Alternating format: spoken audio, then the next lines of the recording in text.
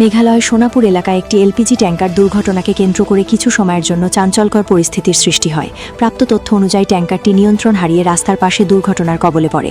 দুর্ঘটনার পরপরই আশপাশের এলাকায় আতঙ্ক ছড়িয়ে পড়ে, কারণ দাহ্য পদার্থ বহনকারী ট্যাঙ্কারটি রাস্তায় পড়েছিল। ঘটনার খবর পেয়ে দ্রুত ঘটনাস্থলে পৌঁছে যায় মেঘালয় প্রশাসন এবং পুলিশ বাহিনী। সম্ভাব্য বিপদ এড়াতে সঙ্গে সঙ্গে এলাকাটিতে সতর্কতামূলক ব্যবস্থা গ্রহণ করা হয়। নিরাপত্তার স্বার্থে কিছু সময়ের জন্য ওই রুটে যানবাহন চলাচল আংশিকভাবে বন্ধ রাখা হয়, যার ফলে যাত্রীদের কিছুটা ভোগান্তির সম্মুখীন হতে হয়।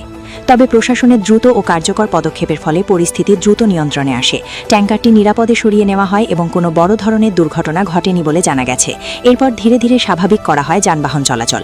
প্রাথমিকভাবে ধারণা করা হচ্ছে চালকের নিয়ন্ত্রণ হারানোর ফলেই এই দুর্ঘটনা ঘটেছে, যদিও পুরো ঘটনার তদন্ত শুরু করেছে সংশ্লিষ্ট কর্তৃপক্ষ। এই ঘটনায় বড়সড় ক্ষয়ক্ষতি বা হতাহতের কোনো খবর পাওয়া যায়নি, তবে প্রশাসনের তৎপরতায় একটি বড় বিপদ এড়ানো সম্ভব হয়েছে বলে মনে করছেন স্থানীয়রা।